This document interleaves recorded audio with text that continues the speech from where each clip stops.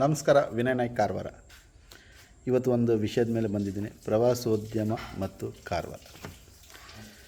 ಏನಪ್ಪ ಈ ಪ್ರವಾಸೋದ್ಯಮ ಅಂತ ಹೇಳಿದರೆ, ಪ್ರವಾಸಿಗರು ಕಾರವಾರನ ಯಾಕೆ ಚೂಸ್ ಮಾಡಬೇಕು, ಏನಿದೆಯಪ್ಪ ನಮ್ಮ ಕಾರವಾರದಲ್ಲಿ ಅಂತ ಫಸ್ಟ್ ಗೂಗಲ್ ಮಾಡಿ ನೋಡ್ತಾರೆ. ಸೊ ಗೂಗಲ್ ಮಾಡಿದಾಗ ನಮ್ಮ ಕಾರವಾರದಲ್ಲಿ ಏನೇನು ಪ್ರವಾಸಿ ತಾಣಗಳಿದೆ ಅದು ಬರುತ್ತೆ. ಯಾವ್ಯಾವ ಹೋಟ್ಲುಗಳಿದೆ, ಯಾವ್ಯಾವ ರೆಸ್ಟೋರೆಂಟ್ಗಳಿದೆ ಎಲ್ಲನೂ ಹುಡ್ಕೊಂಡು ಪ್ಲ್ಯಾನ್ ಮಾಡಿ ಕಾರವಾರಕ್ಕೆ ಬರ್ತಾರೆ. ಸೊ ಮುಖ್ಯವಾಗಿ ನಮ್ಮ ಕಾರವಾರದಲ್ಲಿ ಪ್ರವಾಸಿ ತಾಣಗಳು ಚೆನ್ನಾಗಿ ಇಡಬೇಕು, ನಾವು ಚೆನ್ನಾಗಿ ಬೆಳಿಬೇಕು. Example Rabindranath Tagore beach.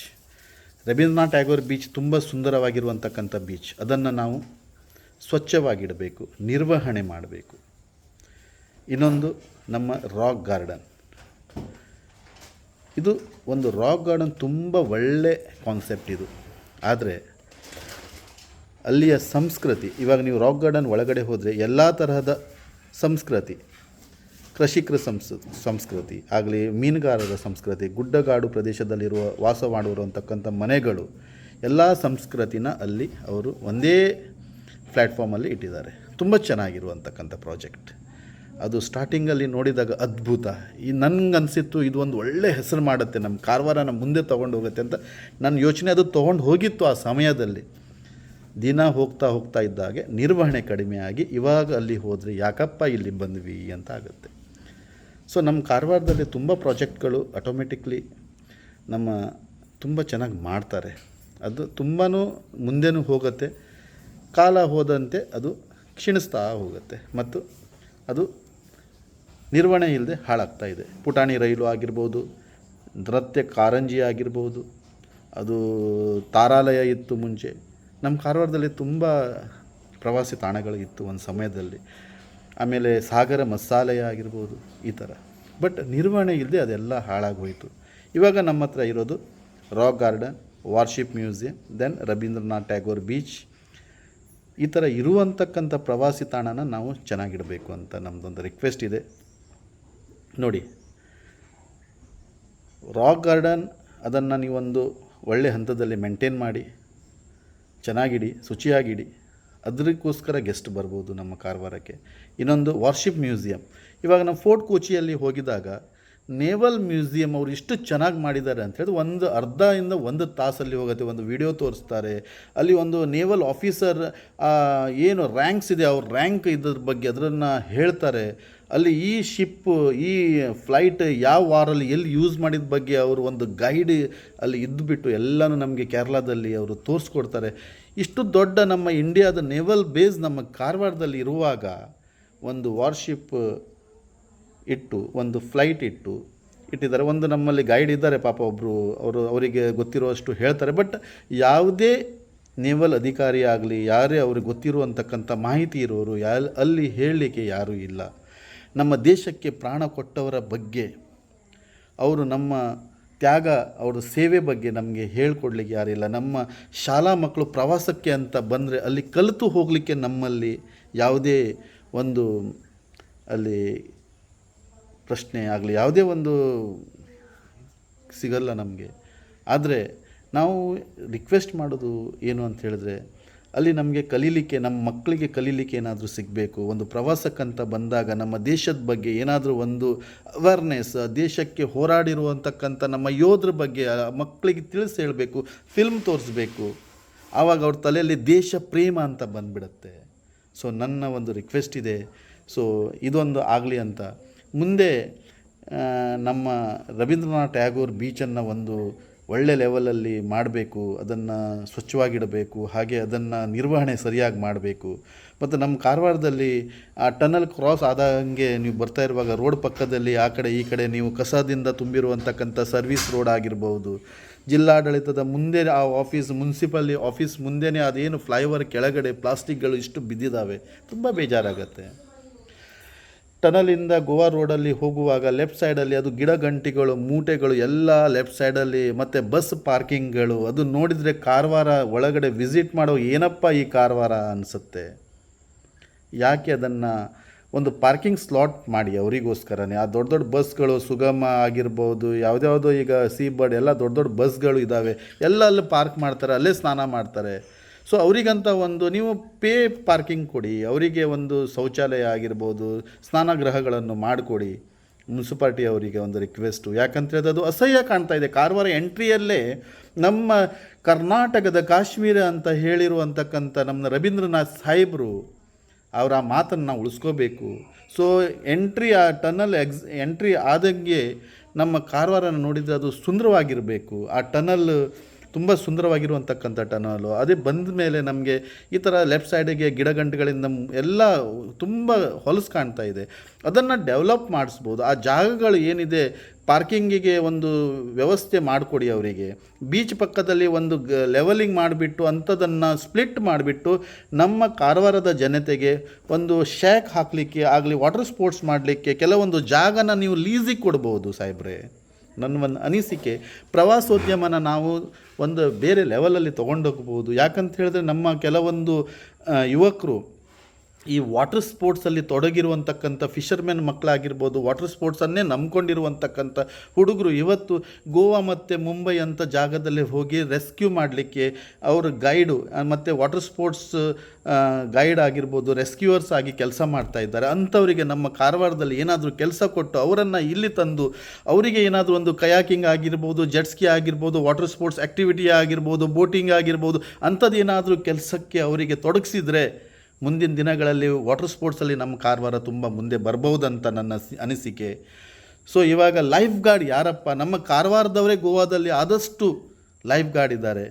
ಅವರಿಗೋಸ್ಕರ ಏನಾದರೂ ಒಂದು ನಾವು ಕೆಲಸ ಕೊಡೋಣ. ನಮ್ಮ ಕಾರವಾರದಲ್ಲಿ ಕೆಲವೊಂದು ಬೀಚ್ ಹೀಗೆ ಹಾಳು ಬಿದ್ದಿರುವಂತಕ್ಕಂಥ ಹೊಲಸು ನಾರ್ತಾ ಇರುವಂತಕ್ಕಂಥ ಬೀಚನ್ನು ನಾವು ಕ್ಲೀನ್ ಮಾಡಿಬಿಟ್ಟು ಸ್ಪ್ಲಿಟ್ ಮಾಡಿಬಿಟ್ಟು ಕೆಲವೊಬ್ಬರಿಗೆ ಅವರ ಡಾಕ್ಯುಮೆಂಟ್ಸ್ ಎಲ್ಲ ನೋಡಿಬಿಟ್ಟು ಸಣ್ಣ ಸಣ್ಣ ಜಾಗನ 1 ಗುಂಟನೋ 2 ಗುಂಟನ ಜಾಗ ಅವ್ರಿಗೆ ಕೊಟ್ಟು ವಾಟರ್ ಸ್ಪೋರ್ಟ್ಸ್ ಮಾಡೋಣ. ನಮ್ಮ ಅಲಿಗದ್ದದಿಂದ ಕೋಡಿಭಾಗದವರೆಗೆ ಮಾಜಾಳಿ ಹೊರಗಡೆ ನಮ್ಮ ಹತ್ರ ಬೀಚ್ಗಳಿದ್ದಾವೆ. ಮಿಕ್ಕಿದ್ದೆಲ್ಲ ನಾವು ದೇಶಕ್ಕೋಸ್ಕರ ನಮ್ಮ ಬೀಚ್ಗಳನ್ನೆಲ್ಲ ಕೊಟ್ಟಿದ್ದೇವೆ. ಸೊ ಇರುವಂತಕ್ಕಂಥ ಬೀಚನ್ನು ನಾವು ಪ್ರವಾಸೋದ್ಯಮಕ್ಕೆ ಅಂತ ಬೆಳೆಸ್ಬೋದು. ಅಲ್ಲಿರುವಂತಕ್ಕಂಥ ಅಲ್ಲಿ ಇರುವಂಥ ಲೋಕಲ್ ಜನರಿಗೆ, ಇವಾಗ ನೋಡಿ ಲಾಸ್ಟ್ ಟೈಮ್ ನಮ್ಮಲ್ಲಿ ಫಿಷರ್ಮೆನ್ಗಳ ಮಾಂಗರ್ಗಳಿತ್ತು, ಅದನ್ನು ತೆಗೆಸಿಬಿಟ್ಟಿದ್ದೀರಾ. ಅಂಥ ಯಾರು ಮಾಂಗರನ್ನು ತೆಗೆಸಿದ್ದೀರಾ ಅಂಥ ಮಕ್ಕಳಿಗೆ ಒಂದು ಅನುಕಂಪದ ಆಧಾರದ ಮೇಲೆ ಅಂಥವರಿಗೆ ಜಾಗ ಕೊಡೋಣ. ವಾಟರ್ ಆ್ಯಕ್ಟಿವಿಟೀಸ್ ಮಾಡಿಬಿಡೋಣ. ಫಿಷರ್ಮೆನ್ಗಳಾಗಿರ್ಬೋದು, ಮಿಕ್ಕಿದ ಯಾರ್ಯಾರು ಅಲ್ಲಿ ವಾಸ ಮಾಡ್ತಾ ಇದ್ದಾರೆ ಅವ್ರಿಗೆ ಕೊಡಿ. ಕೆಲವೊಂದು ವಾಟರ್ ಸ್ಪೋರ್ಟ್ಸಲ್ಲಿ ಇಂಟ್ರೆಸ್ಟ್ ಇರೋರು, ಸರ್ಟಿಫಿಕೇಷನ್ ಇರೋರು, swimming experts, water sports experts, ಆಮೇಲೆ ಬೋಟಿಂಗ್ ಎಕ್ಸ್ಪರ್ಟ್ಸ್, ಸಾರಂಗ್ ಸರ್ಟಿಫಿಕೇಟ್ ಉಳ್ಳವರಿಗೆ, ಆಸಕ್ತಿ ಉಳ್ಳವರಿಗೆ, ಈ ಹೋಟೆಲ್ ಮ್ಯಾನೇಜ್ಮೆಂಟಲ್ಲಿ ತೊಡಗಿರುವಂತಕ್ಕಂಥ ಮಕ್ಕಳಿಗೆ ನಮ್ಮ ಕಾರವಾರದಲ್ಲಿ ಕೆಲವೊಂದು ಕೆಲಸ ನಾವು ಕೊಡ್ಬೋದು. ದಯವಿಟ್ಟು ಈ ಜಿಲ್ಲಾಡಳಿತ ಇದ್ರ ಬಗ್ಗೆ ಗಮನ ಹರಿಸಬೇಕು. ಯಾಕಂದರೆ ಇವತ್ತು ಗೋವಾದಿಂದ ಡೈರೆಕ್ಟ್ ಜಂಪ್ ಟು ಗೋಕರ್ಣ ಮಾಡ್ತಾಯಿದೆ. ಕಾರವಾರನ ನೋಡಲ್ಲ. ಅದು ನೋಡು ಥರ ಮಾಡೋ ಜವಾಬ್ದಾರಿ ನಿಮ್ಮದು ಸಾಹೇಬ್ರೆ. ದಯವಿಟ್ಟು ಇದ್ರ ಬಗ್ಗೆ ಗಮನ ಹರಿಸಿ. ನಮ್ಮ ಹತ್ರ ಸುಂದರವಾಗಿರುವಂತಕ್ಕಂಥ ಐಲ್ಯಾಂಡ್ಸ್ಗಳಿದ್ದಾವೆ. ಆ ಐಲ್ಯಾಂಡ್ಸನ್ನು ಡೆವಲಪ್ ಮಾಡುವಂತಕ್ಕಂಥ ಚರ್ಚೆ ನಡೀತಾ ಇದೆ. ತುಂಬ ಖುಷಿ ವಿಚಾರ. ಆದರೆ ನನ್ನ ಅನಿಸಿಕೆ, island to island connectivity by timber trail ಮುಖಾಂತರ ಮಾಡ್ಬೋದು. 2 ಐಲ್ಯಾಂಡಿಗೆ ಕೇಬಲ್ ಬಸ್ ಬರುತ್ತೆ, ಸಣ್ಣ ಸಣ್ಣ ಬಸ್. ನಾವು ಡೆಲ್ಲಿ ಟು ಚಂಡೀಗಢ ಹೋಗುವಾಗ ನಾನು ಲಾಸ್ಟ್ ಟೈಮ್ ಹೋಗಿದ್ದೆ. ಅಲ್ಲಿ ಕೇಬಲ್ ಬಸ್ಗಳು 10-12 ಕೆಪಾಸಿಟಿ ಕೇಬಲ್ ಬಸ್ಗಳು ಹೋಗ್ತಾ ಇರುತ್ತೆ. ಅದು 8 ಕಿಲೋಮೀಟ್ರ್ 10 ಕಿಲೋಮೀಟ್ರ್ ಇದು ಡಿಸ್ಟೆನ್ಸಲ್ಲಿ ಇರುತ್ತೆ. ಅಂಥ ಒಂದು ಪ್ರವಾಸೋದ್ಯಮನ ನಾವು ಕಾರವಾರದಲ್ಲಿ ಮಾಡ್ಬೋದು. ಐಲ್ಯಾಂಡ್ಸ್ ಡೆವಲಪ್ ಮಾಡ್ಬೋದು. ಸಾಗರದಲ್ಲಿ ಬೋಟಿಂಗ್ ಮಾಡ್ಬೋದು. ನಾವು ಕೆಲವೊಂದು ಸ್ಕೂಬಾ ಡೈವಿಂಗ್ ಆಗಿರ್ಬೋದು, ಆಮೇಲೆ ವಾಟರ್ ಆ್ಯಕ್ಟಿವಿಟೀಸ್ ಆಗಿರ್ಬೋದು. ಕೆಲವೊಂದು ನಮ್ಮ ಇವಾಗ ಬೀಚಲ್ಲಿ ಇರುವಂತಕ್ಕಂಥ ಖಾಲಿ ಜಾಗಗಳು, ಎಕ್ಸಾಂಪಲ್ ರಾಕ್ ಗಾರ್ಡನಿಂದ ಹಿಡಿದು ದಿವೇಕರ್ ಕಾಲೇಜ್ವರೆಗೆ ನಮ್ಮಲ್ಲಿ ಖಾಲಿ ಜಾಗ ಇದೆ. ಅಲ್ಲಿ ಅರಣ್ಯ ಇಲಾಖೆಯವರು ಸುರಿ ಗಿಡ ಅಂದರೆ ಕಾಸೋರಿನ ಗಿಡ ಹಚ್ಚಿಟ್ಟಿದ್ದಾರೆ. ಸೊ ಅಂಥ ಜಾಗಗಳನ್ನು ದಯವಿಟ್ಟು ಸ್ಪ್ಲಿಟ್ ಮಾಡಿಕೊಂಡು ನಮ್ಮ ಯುವಕರಿಗೆ, ಕಾರವಾರದ ನಿರುದ್ಯೋಗಿ ಯುವಕರಿಗೆ ಕೊಟ್ಟರೆ ಗೋವಾ ಮಾದರಿಯಲ್ಲಿ ಶೇಕ್ ಹಾಕ್ಕೊಂಡು ಅವರು ಅದನ್ನು ಬಳಸ್ಕೋಬಹುದು. ಕೆಲವೊಂದು ವೈನ್ ಲೈಸನ್ ಅಥವಾ ಬಿಯರ್ ಲೈಸನ್ ಸಾಧ್ಯ ಆದರೆ ನಮ್ಮ ಸರ್ಕಾರದ ಇನ್ಕಮ್ಮು ಹೆಚ್ಚಾಗತ್ತೆ. ಕೆಲವೊಂದು ಕ್ಲಾಸನ್ನು ಇಟ್ಬಿಟ್ಟು ಪರ್ಮಿಷನ್ ಕೊಟ್ಟು ಅವರಿಗೆ ಅಲ್ಲಿ ರೆಸ್ಟೋರೆಂಟ್ ಹಾಕಲಿಕ್ಕೆ ನೀವು ಅನುಮತಿ ಕೊಟ್ಟರೆ ಕಾರವಾರ ನಿಜವಾಗ್ಲೂ ಒಂದು ಪ್ರವಾಸೋದ್ಯಮದಲ್ಲಿ ಒಂದು ಒಳ್ಳೆ ಹೆಸರು ಮಾಡುತ್ತೆ ಅಂತ ನನ್ನ ಅನಿಸಿಕೆ. ಯಾಕಂತ ಹೇಳಿದ್ರೆ ಕಾರವಾರ ರವೀಂದ್ರನಾಥ್ ಟ್ಯಾಗೋರ್ ಅವರು ಹೇಳಿರೋ ಪ್ರಕಾರ ಕಾಶ್ಮೀರ ಇದು. ದಯವಿಟ್ಟು ಬೋಟಿಂಗ್ಗಳಿಗೆ ಅವರ ಪರ್ಮಿಷನ್ ನೋಡಿಬಿಟ್ಟು ಅವರ ಏನು ಕೆಪಾಸಿಟಿ ನೋಡಿಬಿಟ್ಟು ಎಲ್ಲ ಡಾಕ್ಯುಮೆಂಟೇಷನ್ ಮಾಡಬೇಕು. ಬೋಟಿಂಗಿಗೆ ಪರ್ಮಿಷನ್ ಕೊಡಿ ದಯವಿಟ್ಟು. ಐಲ್ಯಾಂಡ್ ವಿಸಿಟಿಗೆ ಪರ್ಮಿಷನ್ ಕೊಡಿ. ಕೆಲವೊಂದು ಪ್ರೈವೇಟ್ ಐಲ್ಯಾಂಡ್ ಅಂತ ಹೇಳ್ತೀರಿ, ಕುಲಂಕುಷವಾಗಿ ಅದರ ಬಗ್ಗೆ ದಾಖಲೆಗಳನ್ನು ಪರಿಶೀಲನೆ ಮಾಡಿ ಪ್ರವಾಸಿಗರಿಗೆ ಐಲ್ಯಾಂಡ್ ವಿಸಿಟ್ ಆಗುವಂತಕ್ಕಂಥ ಒಂದು ಸೌಕರ್ಯ ಮಾಡಿಕೊಡಿ. ನಮ್ಮ ಈ ಕಾಲಿಕಾ ಐಲ್ಯಾಂಡ್ ತುಂಬ ಸುಂದರವಾಗಿರುವಂತಕ್ಕಂಥ ಐಲ್ಯಾಂಡು. ಫಾರೆಸ್ಟ್ ಡಿಪಾರ್ಟ್ಮೆಂಟ್ ಅವರು ಮ್ಯಾಂಗ್ರೂವ್ ಬೋರ್ಡ್ ಪ್ರಪಂಚದಲ್ಲೇ ಕಡಿಮೆ ಜಾಗದಲ್ಲಿರುವಂತಕ್ಕಂಥ ಒಂದು concept. It's a beautiful concept. ಅರಣ್ಯ ಇಲಾಖೆಯ ಅಧಿಕಾರಿಗಳು ಮಾಡಿದ್ದಾರೆ. ಅವರ ಕಾನ್ಸೆಪ್ಟ್ ಮುಖಾಂತರ ತುಂಬ ಖುಷಿಯಾಗತ್ತೆ. ಅಂಥ ಐಲ್ಯಾಂಡಲ್ಲಿ ಇವತ್ತು ಅದು ನಿರ್ವಹಣೆ ಇಲ್ಲದೆ ಹಾಳಾಗ್ತಾ ಇದೆ, ಬೇಜಾರಾಗತ್ತೆ. ದಯವಿಟ್ಟು ಅದೊಂದು ನಿರ್ವಹಣೆ ಆಗಲಿ, ಅಲ್ಲಿ ಹೋಗಲಿಕ್ಕೆ ಒಂದು ವ್ಯವಸ್ಥೆ ಮಾಡಿ. ಇಲ್ದಿದ್ರೆ ನಿಮ್ಮ ಹತ್ರ ಅದು ನಿರ್ವಹಣೆ ಮಾಡಲಿಕ್ಕಾಗಲಿಲ್ಲ ಅಂದರೆ ಲೋಕಲ್ ಸಂಘ ಸಂಸ್ಥೆಗಳು, ನಮ್ಮ ಹೆಣ್ಮಕ್ಳು ಇವಾಗ ಸಂಘ ಅಂತ ಹೇಳ್ತೀವಲ್ಲ, ಅಂಥವರಿಗೆ ಕೆಲವೊಬ್ಬರು ಆಸಕ್ತಿ ಉಳ್ಳ ಈ ಲೇಡೀಸ್ಗಳು ಇರ್ತಾರಲ್ಲ, ಅವರಿಗೆ ಅದು ಒಂದು ಲೀಸಿಗೆ ಕೊಟ್ಬಿಡಿ. ನಮ್ಮ ಒಂದು ಅರಣ್ಯ ಇಲಾಖೆಯವ್ರದ್ದು ಗಾರ್ಡನ್ ಸಹ ಅದು ಇವತ್ತು ಹೆಚ್ಚು ಗೆಸ್ಟಲ್ಲಿ ಕಡಿಮೆ ಆಗಿದ್ದಾರೆ ಅಂತ ಒಂದು ಸರ್ಕಾರದ ಹತ್ರ ಅಂದರೆ ಇಲಾಖೆಯವ್ರ ಹತ್ರ ನಡೆಸ್ಲಿಕ್ಕೆ ಕಷ್ಟ ಆಗಿದ್ದರೆ ಲೋಕಲ್ ಜನರಿಗೆ ನೀವು ಕೊಡಿ. ಆ ಥರ ಕೆಲವೊಂದು ಜಾಗನ ಲೀಸ್ ಮುಖಾಂತರ ಮಾಡಿಕೊಟ್ರೆ ಮುಂದಿನ ದಿನಗಳಲ್ಲಿ ನಿರುದ್ಯೋಗ ಸಮಸ್ಯೆನೂ ಕಡಿಮೆ ಆಗುತ್ತೆ, ಪ್ರವಾಸೋದ್ಯಮನೂ ಬೆಳೆಯುತ್ತೆ. ಇಲ್ಲಿ ನಮ್ಮ ಸ್ತ್ರೀ ಶಕ್ತಿಗಳು ಹೆಚ್ಚಾಗುತ್ತೆ. ನೋಡಿ, ನಾವು ಇವಾಗ ಹೆಣ್ಮಕ್ಳು ಏನು ಮಾಡ್ತಾರೆ, ಸಂಘ ಸಂಸ್ಥೆಗಳಿಂದ ಲೋನ್ ತೊಗೊಳ್ತಾರೆ, ಮತ್ತು ಅವರು ತಮ್ಮ ಪ್ರೈವೇಟ್ ಗಾಡಿ ತೊಗೊಳ್ತಾರೆ, ಏನೋ ಮಾಡಿಕೊಂಡು ಅವರು ಜೀವನ ನಡೆಸ್ತಾರೆ, ಸಣ್ಣ ಸಣ್ಣ ಬಿಸ್ನೆಸ್ಸಿಗೆ ಹಾಕ್ತಾರೆ. ಒಂದು 10 ಮಂದಿ 20 ಮಂದಿ ಸೇರಿಕೊಂಡು ದೊಡ್ಡ ಪ್ರಾಜೆಕ್ಟಿಗೆ ಕೈ ಹಾಕ್ರಿ, ದೊಡ್ಡ ಇನ್ಕಮ್ ನೀವು ಗಳಿಸ್ಬೋದು. ಎಕ್ಸಾಂಪಲ್, ಈ ಅರಣ್ಯ ಇಲಾಖೆಯವರಿಗೆ ಒಂದು ರಿಕ್ವೆಸ್ಟ್ ನೀವು ಹಾಕ್ಕೊಂಡು ಅವ್ರ ಮುಖಾಂತರ ಒಂದು ಹೆಣ್ಮಕ್ಳಿಗೆ, ಊರಿನ ಫಿಷರ್ಮೆನ್ ಹೆಣ್ಮಕ್ಳೇ ಆಗಿರ್ಬೋದು, ಅಲ್ಲಿ ಲೋಕಲ್ ಹೆಣ್ಮಕ್ಳಿಗೆ ಒಂದು ಅದನ್ನು ಐಲ್ಯಾಂಡ್ ನಡೆಸುವಂತಕ್ಕಂಥ ಒಂದು ಸೌಕರ್ಯ ಮಾಡಿಕೊಡ್ಬೋದು. ಅವರು ನೀವೊಂದು ರಿಕ್ವೆಸ್ಟ್ ಕೇಳಿ, ನಿಮಗೆ ಇದನ್ನು ನಡೆಸ್ಲಿಕ್ಕೆ ಸಾಧ್ಯ ಆದ CSR ಫಂಡ್ ಅಂತ ತರಿಸ್ರಿ. ಯಾವುದೇ ಒಂದು CSR ಫಂಡ್, ನಮ್ಮಲ್ಲಿ ಎಷ್ಟೋ ಕಂಪನಿಗಳಿದ್ದಾವೆ, ಅಲ್ಲಿಂದ CSR ಫಂಡನ್ನು ಪಡೆದುಕೊಳ್ಳಿ. ನಮ್ಮ ಹೆಣ್ಮಕ್ಳು ಮುಂದೆ ಬರ್ರಿ, ನಮ್ಮ ಯುವಜನೆ ಮುಂದೆ ಬರಬೇಕು, ಪ್ರವಾಸೋದ್ಯಮ ಬೆಳಿಬೇಕು. ನನ್ನ ಆಶಯ ಇದು. ಹೋಮ್ ಸ್ಟೇಸ್ದಲ್ಲಿ ಬರ್ರಿ. ನಾನು ಹೋಮ್ ಸ್ಟೇ ಮಾಲೀಕ, ನಾನು ಅದನ್ನೇ ತೋರಿಸ್ಕೊಂಡು ಅಲ್ಲಿ ಒಳ್ಳೆ ಜನರಿಗೆ ಉಳಿಲಿಕ್ಕೆ ಅವಕಾಶ ಮಾಡಿಕೊಂಡು ಒಳ್ಳೆ ಊಟ ಕೊಟ್ಟು ಒಳ್ಳೆ ಆ್ಯಕ್ಟಿವಿಟೀಸ್ ಮಾಡಿ ಹೊಟ್ಟೆ ತುಂಬ್ತಾ ಇದ್ದೀನಿ. ನೀವು ಮಾಡ್ಬೋದು. ನಿಮ್ಮ ಹತ್ರ ನದಿ ಮುಂದೆ, ಸಮುದ್ರದ ಮುಂದೆ, ಗುಡ್ಡಗಾಡು ಪ್ರದೇಶದಲ್ಲಿ ಒಳ್ಳೆ ಹೆರಿಟೇಜ್ ಮನೆಗಳನ್ನು ಇದ್ದರೆ ಅದನ್ನು ರೆನೋವೇಷನ್ ಮಾಡಿ ಟೂರಿಸಮ್ ಡಿಪಾರ್ಟ್ಮೆಂಟಿಂದ ಪರ್ಮಿಷನ್ ತೊಗೊಂಡ್ಬಿಟ್ಟು ನೀವು ಹೋಮ್ ಸ್ಟೇಸ್ ನಡೆಸಬಹುದು, ಹೋಟೆಲ್ ನಡೆಸಬಹುದು. ನಮ್ಮ ಇವಾಗ IRB ಅವರು ಮಾಡಿರುವಂತಕ್ಕಂಥ ಒಂದು ದೊಡ್ಡ ರೋಡ್ ಇದೆ. ರೋಡ್ ಪಕ್ಕದಲ್ಲಿ ಸೀ ಫುಡ್ ರೆಸ್ಟೋರೆಂಟ್ ಹಾಕ್ರಿ, ಒಳ್ಳೆ ಇನ್ಕಮ್ಮು. ಸೀ ಫುಡ್ಡಿಗೋಸ್ಕರ ಕಾರವಾರ ಅಂದರೆ ಸೀ ಫುಡ್ ಅದು ಮಾಡಿರಿ, ಅದು ಮಾಡ್ಕೊಳ್ಬೋದು. ಒಳ್ಳೆ ಇನ್ಕಮ್ ಬರುತ್ತೆ. ಪ್ರವಾಸೋದ್ಯಮ, ನಾವು ಗೋವಾ ಮತ್ತು ಮುಂಬೈ ಹೋಗಿ ನಾವು ಅವ್ರ ಮೇಲೆ ಅವಲಂಬನೆ ಆಗುವ ಅವಶ್ಯಕತೆ ಇಲ್ಲ. ನಮ್ಮಲ್ಲಿ ನಾವು ಉದ್ಯೋಗನ ಜನ್ರೇಟ್ ಮಾಡ್ಬೋದು.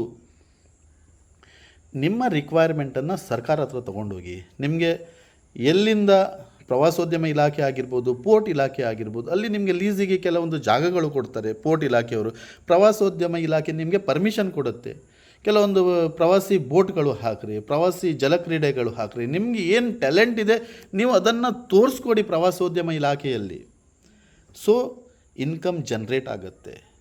ದಯವಿಟ್ಟು ಮುಂದಿನ ದಿನಗಳಲ್ಲಿ ನೀವು ಯಾವುದೇ ತರಹ ಒಂದು ಪರ್ಮಿಷನ್ ಬೇಕು ಅಂತ ಹೇಳಿದರೆ ನೀವು ಪ್ರವಾಸೋದ್ಯಮ ಇಲಾಖೆಗೆ ಹೋಗಿ ಅವ್ರ ಹತ್ರ ಮಾಹಿತಿ ಪಡೆದುಕೊಳ್ಳಿ. ಮತ್ತು ಇನ್ನೊಂದು, ನನಗೆ ಯಾರೋ ಒಬ್ಬರು ಲಾಸ್ಟ್ ಟೈಮ್ ಹೇಳಿದ್ರು, ವಿನಯ್ ನಾವಿವಾಗ ಹೋಮ್ ಸ್ಟೇ ಆಗಲಿ ಬೇರೆ ಏನೋ ಮಾಡಿದರೆ ಕೆಲವು ನಮಗೆ ಆಗದೇ ಇದ್ದವರು ಕಾಲು ಎಳಿತಾರೆ, ಎಲಿಗೇಷನ್ ಹಾಕ್ತಾರೆ, ಅದಕ್ಕೆ ಏನು ಅಂತ ಹೇಳಿದಾಗ ನಾನು ಹೇಳಿದೆ, ನಿಮ್ಮ ಕಾಲು ಎಳೆದ್ರೂ ನೀವು ಹೆದರಬೇಡಿ, ತಲೆ ಎಳೆದ್ರೂ ಹೆದರಬೇಡಿ. ನೀವು ಸತ್ಯವಾಗಿದ್ದು ಇಲ್ಲಿಗಲ್ ಆ್ಯಕ್ಟಿವಿಟೀಸ್ ಮಾಡದೆ, ಗೆಸ್ಟಿಗಳಿಗೆ ಮೋಸ ಮಾಡದೆ, ಸರಿಯಾದ ಹಂತದಲ್ಲಿ ನೀವು ಟೂರಿಸಮನ್ನು ಮಾಡಿದರೆ ಯಾರೂ ನಿಮಗೆ ಕಾಲು ಎಳೆಯುವುದಿಲ್ಲ. ಒಂದು ವೇಳೆ ನಿಮ್ಮ ವಿರುದ್ಧ ಏನೋ ಆದರೂ ಒಂದು ಅಲಿಗೇಷನ್ ಹೋದರೂ ಅಧಿಕಾರಿಗಳಲ್ಲೂ ಅವರು ಕುಲಂಕಷವಾಗಿ ಅದನ್ನು ನೋಡಿಬಿಟ್ಟು ಆ್ಯಕ್ಷನ್ ತಗೊಳ್ತಾರೆ. ನಿಮ್ಗೆ ಯಾವುದೇ ಅನ್ಯಾಯ ಆಗಲ್ಲ. ಮತ್ತು ಇನ್ನೊಂದು ರಿಕ್ವೆಸ್ಟ್ ಅಧಿಕಾರಿಗಳಿಗೆ, ಯಾರೋ ಒಂದು ಆಗದೇ ಇದ್ದವರು ಅನಾಮಧೇಯ ಲೆಟ್ರನ್ನು ಹಾಕಿ ಇವರು ಈ ಥರ ಮಾಡ್ತಾರೆ, ಆ ಥರ ಮಾಡ್ತಾರೆ. ಸೊ ಅಂಥವ್ರ ಬಗ್ಗೆ ಅನಾಮಧೇಯ ಲೆಟ್ರಿಗೆ ಸ್ಪಂದಿಸಬಾರ್ದು ಅಂತ ನನ್ನೊಂದು ರಿಕ್ವೆಸ್ಟ್ ಇದೆ. ಒಂದು ವೇಳೆ ಯಾರಾದರೂ ಒಂದು ಲೆಟ್ರ್ ಹಾಕಿದರೆ, ಒಂದು ಎಲಿಗೇಷನ್ ಹಾಕಿದರೆ, ಆ ವ್ಯಕ್ತಿನ ಕರೆಸಿಬಿಟ್ಟು ಏನು ಅಂತ ಕೇಳಿಕೊಂಡು ಕುಲಂಕಷವಾಗಿ ಅದನ್ನು ಇನ್ವೆಸ್ಟಿಗೇಷನ್ ಮಾಡಿ ಅದು ಸುಮ್ಮನೆ ಯಾವುದೇ ಒಂದು ಹೆಸರಿಲ್ಲದೆ ಇರುವಂತಕ್ಕಂಥ ವಿಳಾಸ ಇಲ್ಲದೆ ಇರುವಂತಕ್ಕಂಥ ಅರ್ಜಿಗೆ ಅರ್ಜಿಗೆ ನೀವು ಸ್ಪಂದಿಸಬಾರ್ದು ಅಂತ ನಂದು ಒಂದು ರಿಕ್ವೆಸ್ಟ್ ಇದೆ. ದಯವಿಟ್ಟು ಪ್ಲೀಸ್, ಯಾಕಂತ ಹೇಳಿದ್ರೆ ಟೂರಿಸಮಲ್ಲಿ ಬರಲಿಕ್ಕೆ ತುಂಬ ಜನ ಹೆದರ್ತಾರೆ. ಸೊ ಆದ್ದರಿಂದ ಪ್ಲೀಸ್ ದಯವಿಟ್ಟು ಎಲ್ಲರೂ ಟೂರಿಸಮಲ್ಲಿ ಬರಬೇಕು. ಮುಂದಿನ ದಿನಗಳಲ್ಲಿ ಕಾರವಾರ ನಾವು ಒಂದು ಒಳ್ಳೆಯ ಹಂತದಲ್ಲಿ ತೊಗೊಂಡು ಹೋಗಬೇಕು ಅಂತ ನನ್ನ ಆಸೆ. ಇನ್ನೊಂದು ವಿಷಯ, ಕಾರವಾರದವರಿಗೆ ನಮ್ಮ ಕಾರವಾರದ ಒಂದು ರೋಡ್ಸ್ ಏನಿದೆ, IRB ಅವರು ಮಾಡಿರುವಂತಕ್ಕಂಥ ರೋಡ್, ಸರ್ವಿಸ್ ರೋಡ್ ಅಕ್ಕಪಕ್ಕದಲ್ಲಿ ಪ್ಲಾಸ್ಟಿಕ್ ತುಂಬಿದೆ. ದಯವಿಟ್ಟು ಪ್ಲಾಸ್ಟಿಕ್ಕನ್ನು ಹಾಕ್ಲಿಕ್ಕೆ ಹೋಗಬೇಡಿ. ಗೆಸ್ಟ್ಗಳಿಗೆ ಇದು ಇಷ್ಟ ಆಗಲ್ಲ ದಯವಿಟ್ಟು. ಮತ್ತು IRB ಅವರಿಗೆ ಒಂದು ನಾನು ಕೇಳ್ತಾ ಇರೋದು, ರೋಡ್ ನಿಮ್ದು ಅಂದಮೇಲೆ ಆ ಪ್ಲಾಸ್ಟಿಕ್ ತೆಗೆಯುವುದು, ನಿರ್ವಹಣೆ ಮಾಡೋದು ನಿಮ್ಮ ಜವಾಬ್ದಾರಿ. ಯಾಕಂದರೆ ನೀವು ಟೋಲ್ ಕಲೆಕ್ಟ್ ಮಾಡ್ತೀರಿ. ದಯವಿಟ್ಟು ರೋಡ್ ಅಕ್ಕಪಕ್ಕದಲ್ಲಿರುವಂತಕ್ಕಂಥ ರೋಡನ್ನು ಸ್ವಚ್ಛವಾಗಿಡಿ, ಮೇಂಟೈನ್ ಮಾಡಿ, ನಿರ್ವಹಣೆ ಮಾಡಿ, ಚೆನ್ನಾಗಿ ಇಟ್ಕೊಳ್ಳಿ. ಯಾಕಂತ ಹೇಳಿದ್ರೆ ಇದು ನಮ್ಮ ಕಾರವಾರದ ಸೌಂದರ್ಯ ಹಾಳಾಗ್ತಾ ಇದೆ. ದಯವಿಟ್ಟು ಇದನ್ನು ನೀವು ಮಾಡಬೇಕು ಅಂತ ನನ್ನೊಂದು ರಿಕ್ವೆಸ್ಟ್ ಇದೆ. ಸೊ ಹಾಗೇ ಮುಂದಿನ ದಿನಗಳಲ್ಲಿ ಪ್ರವಾಸೋದ್ಯಮ ಒಳ್ಳೆ ಲೆವೆಲಲ್ಲಿ ನಡಿಬೇಕು ಅಂಥೇಳಿ ನನ್ನ ಒಂದು ರಿಕ್ವೆಸ್ಟ್. ಸೊ ಜೈ ಕರ್ನಾಟಕ, ಜೈ ಹಿಂದ್, ಜೈ ನಮಸ್ಕಾರ.